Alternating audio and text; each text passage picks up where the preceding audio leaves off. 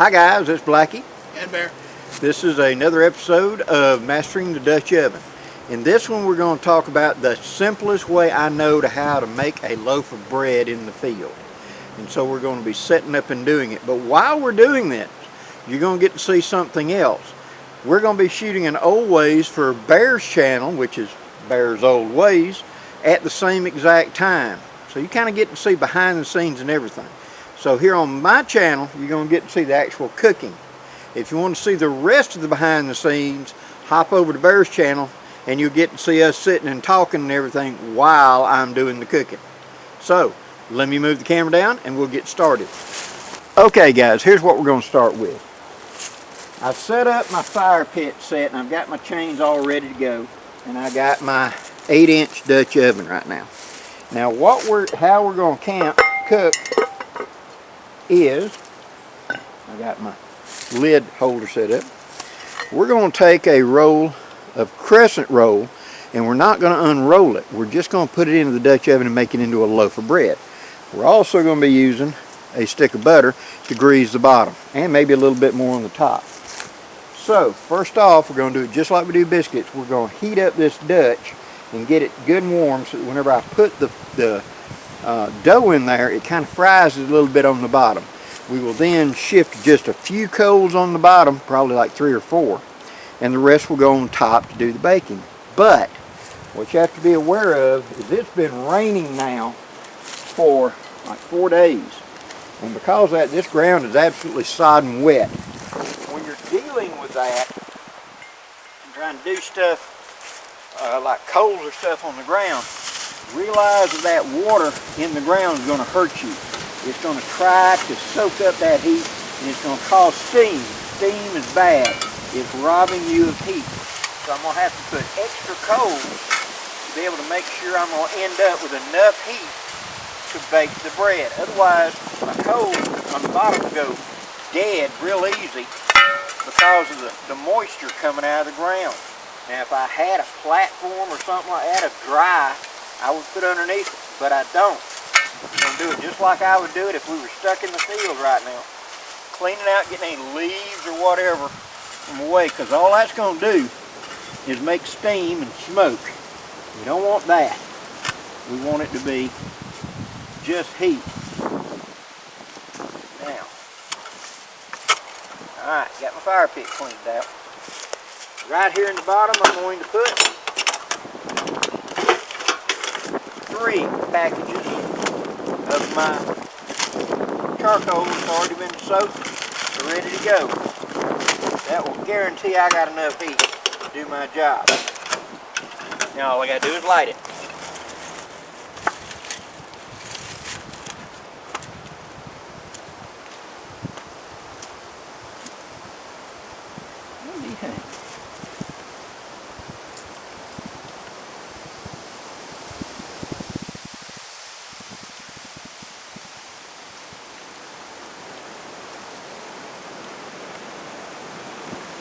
There we go. Alright. Now we're going to let that come up to heat. Putting my Dutch oven lid on. Sitting right there on top. Now, I'm right-handed. Because of that, I want this hook facing where I can come in and out with the right. If not, it's always going to be real awkward. Turn that top hook around, and that will be where I can come in and out with my right hand easily. And I've got my lifter right here ready to go. Okay, we'll let that heat up and we'll be right back with you. Okay guys, it's now been 5 or 6 minutes and it's heated up. What we're going to do is we're going to get our Crescent rolls ready. Poof! We have an explosion. Just get it loose where I can get it out of there quick and easy. Just like that. I'm going to take that butter, take my quick hook, and I'm going to lift it up and off, set it down, take the lid off, set the lid on my thing. She's good and hot now. in my butter. Open it up. Run it around on that bottom. Being careful not to touch your fingers to the sides. We'll take our loaf without unrolling it. Pull it out. Put it right in the middle. Like that. You saw me almost reach up and grab that hot lid and put it back on, didn't you? I know. Now, take these coals. I want to rake over here about 3 coals. That's it. They're burning good. Just like that. Take my Dutch, sit down on top of it. I'm going to put my other coal up on top.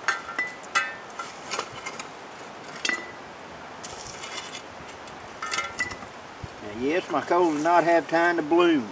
I know that. But the longer they stay down there on that wet ground, the worse it's going to be. So, they'll keep cooking up here. This is going to be a relatively slow process. And I'm going to take the rest of them coals and rake them away from the bottom, keeping them in a pile on the other side, indirect. Raking them all up. They all keep burning, like that. Now, every 5 minutes, I'm going to turn and rotate this. Every 5 minutes. So, 5 minutes begins now. Okay, now it has been 5 minutes. I'm going to pick the whole thing up, turn it a quarter turn, set it back down. I'm going to take the lid and I'm just going to rotate the lid, half turn, just like that. That should eliminate any hot spots. And now we'll rotate through. I'll bring you back when we're on the last rotation. Okay, it's been about 20 minutes, and so we're going to take a check, put the handle out of the way. I've been rotating every 5 minutes. Lift straight up. Looking good, but see how it's gone all to one side. I'm going to rotate it, put it back. Make sure that lid's on good. Now what I'm going to do is I'm going to spread out a little bit of coals around the outside. I believe my bottom is basically done, but I'm going to take my coals and I'm going to spread them around the outside of it a little bit to help finish it up. I don't want as much direct top heat now as I want heat around the outside of it to help spread the heat and finish it up. Because if I don't, what I may end up with is I'll end up with a bunch of raw in the middle and the tops burned to a crisp. So I'm going to take some of this heat off the top and put the coals around the outside of my Dutch now. Kind of finesse it a little bit, just like that. I want it fairly even. We're going for a total of about 30 minutes, so we got about 10-15 minutes, 10 minutes or so, 30 minutes, 15 minutes to go. And that top looks good. We just want to ring of heat around the outside of it now to help kind of finish it up. Nothing really underneath. I don't want any coals underneath. And I don't want, remember on that side, it's up against the side, and pull that back just a little bit. I want the heat from the other side really more.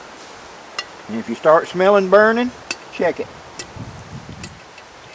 Alright, a little bit of finesse. So I've now got a ring of coals all the way around that. Alright, be back in about 10 minutes and we'll check it. Okay, she's been plenty of time now. We think we're pretty close. So what I'm going to do is, we peeked a minute ago, and it looked pretty good. So I'm going to grab and lift the lid off. She looks good. Good and springy. And I'm going to take could do a clean stick, but I'm going to take a clean knife tip. I'm going to slide it right in the middle. Come out. She's clean. That means she's cooked all the way through. Now I need to get her out of there so that she doesn't keep cooking, because that Dutch is still hot. See? So I'm going to take my knife, kind of lightly wiggle her, keep her from sticking. I'm going to tear her in half, pulling her out. There we go. Got her to move. Now, I'm going to use this brazier as a cooling rack. I'm going to take my gloves, I'm going to pick her up and sit her on there so that she can finish cooling off before we open it up. Take my Dutch out. Now when you take your Dutches out the fire, always, always, always put the lid back on them. Because if you cool them separately apart, they may eventually warp. You always want it to be as a unit. And make sure the lid's down good. That one is. Okay, we're going to let that cool off for 10-15 minutes, and then we'll break bread and see what it is. Okay, now let's review. I took my Dutch oven and I put it in a position where I could put my heat from below, and I heated up my Dutch oven hot. Next, I left the lid on, of course. I set it off when I brought it off the heat, I pulled the lid off and very quickly added a little bit of butter to the bottom, and then I dropped in my roll of the Crescent roll, unrolled, into it. Like I said, if you take it and you unroll it and add butter and garlic, roll it back up, you got garlic bread. If you want brown sugar and cinnamon, you got something like a sweet roll. If you want to add herbs or whatever, etc. Something to accompany a main meal. This is where we're creating a loaf of bread that I'm going to just tear up to add a hunk of bread to stews, soups, whatever, main meal. Okay? That's what we're doing. Okay, another reminder. You're going to get to see the behind the scenes is if you go over to Bear's channel at Bear's WAYZ. It'll be posted at the same time that I posted this one. And you get to see us making this bread. Just a reminder. We've already got it done. But now, let's finish up for this video. So, I pulled it out and I put it onto the rack. Here it is. There's the bottom of it. Nice and brown. There's that. We now tear her in half and she's fully done in the middle. You've got a loaf of bread. Check on your heat. Remember, 90% of your heat goes in the beginning. And then I let that heat dissipate out to keep that bottom from burning. Okay? I then kept rotating every 5 minutes, and in that last 10 minutes I made a ring of fire all the way, a ring of heat all the way around, and none underneath, and took the heat off the top so the sides finished it up and dried it on out. Therefore I got nice fluffy bread ready to go. You can do a lot of different things like this. Yes, they do make a bread version of this, it's just plain bread, but I like crescent rolling because I can unroll it, roll it up, and put them in as individual crescent rolls to have crescent rolls to put out at camp, or I can take that same thing and just make a loaf of bread out of it. Pretty simple. Hope you've enjoyed this, guys. If you have, please hit that like, share, and subscribe. There'll be more videos coming up in the future. Till next time, guys, I'm Blackie wishing you safe journeys. Have a great day, guys.